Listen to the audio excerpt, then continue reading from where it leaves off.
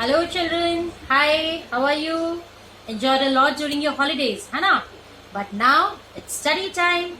We all have to sit together and focus upon our studies. So today, social studies lesson number 1. What is that? Landforms of the world. What are landforms? Alright, first a simple question, very simple question. Have you ever noticed the earth's surface around your school, around your earth? क्या आपने अपने school और अपने घर के आसपास की जमीन को कभी देखा है, कभी नोटिस किया है उसे? क्या वो दोनों जगह सेम है? इज इट हिली और इज इट फ्लैट? क्या कहीं पे समतल है, कहीं पे उबड़ खाबड़ है जमीन, कहीं पे ऊंची नीची है? ऐसा तो नहीं है, ऐसा होगा ना? हर जगह तो जमीन सेम सी नहीं होती. कहीं पे पॉन्ड होगा, कहीं पे वाटर बॉडीज होगी, कहीं पे आपके घर पे आसपास रिवर होगी, कहीं लेक्स होंगे, है ना? ऐसा होता होगा ना? तो what are all these? These are the different land features. Yes, children. Now the land covering the earth's surface is not uniform everywhere. मतलब हमारी जो पृथ्वी का जो सरफेस है, जो उसकी ऊपर की जो सतह है, वो हर जगह एक सी नहीं होती. At some places it rises high. कुछ जगह पे तो क्या होती है, वो ऊंची हो जाती है. While at other places it is flat. और कई जगह पे ये बिल्कुल फ्लैट रहती है. The different features that make up the earth's surface are called landforms. और यही somewhere it rises high and somewhere it is flat. These are the different features. यही एक अलग अलग तरह की इसके features हैं जिस वजह से ये क्या कहलाते हैं? Landforms. These different features that make up the earth's surface are called landforms.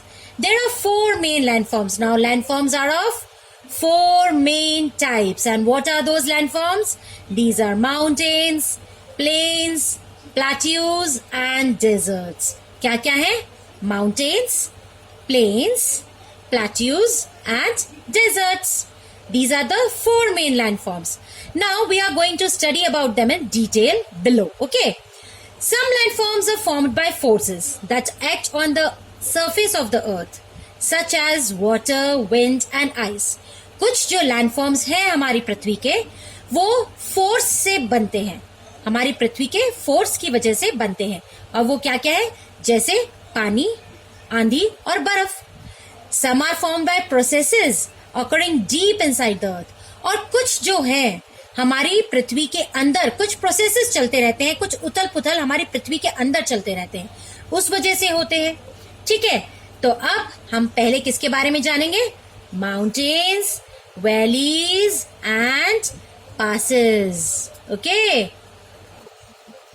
Yes children, now what are mountains? Mountains को हम हिंदी में पहाड़ भी बोलते हैं. क्या होते हैं mountains?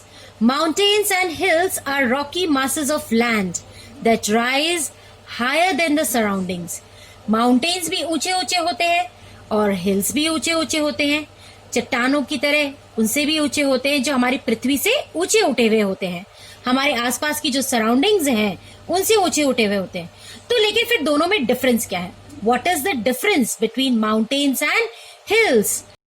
क्या है? What is the difference between mountains and hills? तो the difference is that the main difference between mountains and hills is that mountains have very steep slopes and high peaks. Mountain की जो slopes होती है बहुत फिसलनी होती है, और इनकी जो पीक्स, इनकी चोटियां होती है, ऊपर की जो चोटी जिसको हम बोलते हैं, वो बहुत टॉप का जो होता है बहुत ही ऊंचा होता है. Hills are smaller and lower. जबकि पहाड़ियां क्या होती है? माउंटेन से थोड़ी सी छोटी होती है और उनसे थोड़ी सी नीचे होती है. Mountains usually occur in long rows called mountain ranges. और mountains क्या होते हैं? एक पूरी उनकी एक रेंज चलती है, एक के बाद एक के बाद एक के बाद एक, और वो क्या होती है? mountain ranges. The Himalayas in the north of the India is the highest mountain range of the world. और जो हिमालयाज है हमारे इंडिया के नॉर्थ में है, सबसे ऊपर, नॉर्थ सबसे ऊपर आता है, वो क्या है? That is the India's highest mountain range. Okay. So Himalayas is the highest mountain range in the world, and Mount Everest is the highest mountain peak in the world, and it is located in the Himalayas in Nepal. Mount Everest कहाँ है? Himalayas के अंदर, जो कि नेपाल में है. Some mountains are formed when two large land masses push against each other. They are called fold mountains. अब fold mountains क्या है? जब दो पहाड़ियां आपस में एक दूसरे से टकरा करके कुछ उबड़ खाबड़ सा एक कोई फॉर्मेशन ले लेती है, वो क्या कहलाती है? Fold mountains. The Himalayas, the Rockies in North America and the Alps in Europe are all fold mountains. तो फोल्ड माउंटेन्स के एग्जाम्पल्स क्या क्या हैं?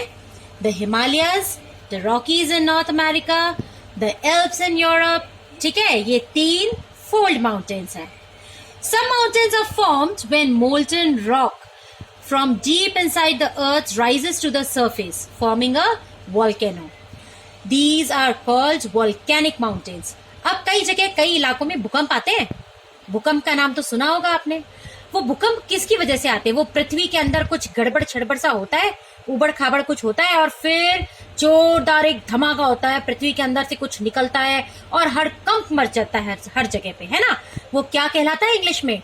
वॉल्केनो. भूकंप आ गया, है ना. Volcanic eruptions are there in the earth. हम बोलते हैं ना, ऐसा न्यूज में भी कई बार आता है. तो some mountains are formed when molten rock from deep inside the earth rises to the surface, forming a volcano.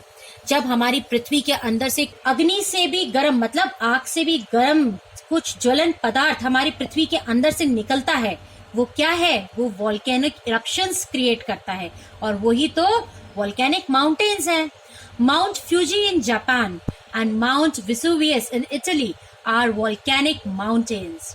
Another kind of mountains are block mountains. और दूसरे तरह के माउंटेन्स कौन से हैं? थर्ड तरह के ब्लॉक माउंटेन्स. ये क्या है? They are formed by splitting.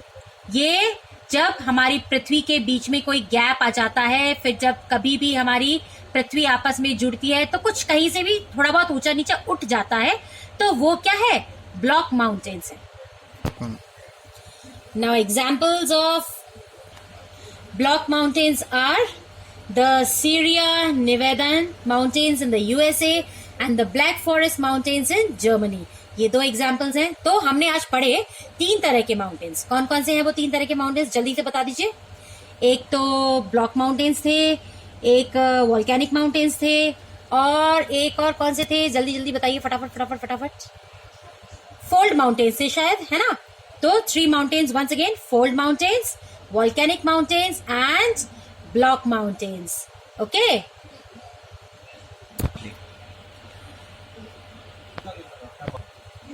Now the next is valleys. What are valleys? The lowland between hills or mountains is called a valley. Valley क्या है? पहाड़ियों और ऊंचे ऊंचे पहाड़ों के बीच में, छोटी छोटी पहाड़ियां और ऊंचे ऊंचे बड़े बड़े पहाड़ों के बीच में जो जगह रह जाती है, जो बीच में जो गैप होता है, वही क्या कहलाती है? Valleys. Valleys are normally formed by glaciers or rivers wearing away rocks on mountains. वो ज्यादातर किसकी वजह से बनती है? या तो कोई ग्लेशियर्स होते हैं बर्फ के, वो कहीं खिसक के नीचे इधर उधर चले जाते हैं, तो उनकी वजह से या तो पहाड़ों के बीच में गैप हो जाता है, या जो नदियां होती है वो पहाड़ों से जब नीचे गिरती है तो उनकी वजह से जो मिट्टी वहां से इरेज हो जाती है, वहां से हट जाती है, तो उनकी वजह से पहाड़ों के बीच में गैप हो जाता है, तो वो क्या कहलाती है? Valleys. A number of valleys have rivers flowing through them. और कई ऐसी वैलीज है जहां से नदियां बहती है. Famous valleys in India are the Kashmir valley and the Brahmaputra valley. और जो 2 फेमस वैलीज हैं इंडिया की, वो कौन सी है? कश्मीर वैली और Brahmaputra valley. Mountains have low narrow natural gaps called passes. और इन्हीं पहाड़ों के बीच में क्या होती है? छोटे छोटे पतले पतले सिकड़े हुए से गैप्स भी होते हैं, जो क्या कहलाते हैं? पासेस भी कहलाते हैं. People cross the mountains through these passes. और लोगों को जब पहाड़े हमारी क्रॉस करनी होती है तब वो कैसे जाते हैं? इन पासेस, ये जो गैप्स बने हुए हैं इन पहाड़ों पे, इन्हीं के थ्रू जाते हैं. The Khyber pass in the Himalayas connects Afghanistan and Pakistan. जो खाइबर पास है हिमालयाज में, वो अफगानिस्तान और पाकिस्तान को कनेक्ट करती है. और आपने देखा होगा जब हम बस्ती जाते हैं जयपुर से, तो बीच में एक टनल बना हुआ है. वो कहाँ से बना हुआ है? वो भी तो पहाड़ों में से ही निकला हुआ है. दैट इज अ पास. वो जो एक गुफा सी टनल सी बनी हुई, ध्यान है आपको? That is a pass. So children, that's all for today. Again, I will repeat what we have studied today. Land forms of the words, the land features, how many types of land features are there? Okay, 4 types I told you. Then how many types of mountains are there? 3 types of mountains are there. Then about the valleys and the passes. Okay, thank you, bye-bye, and have a nice day.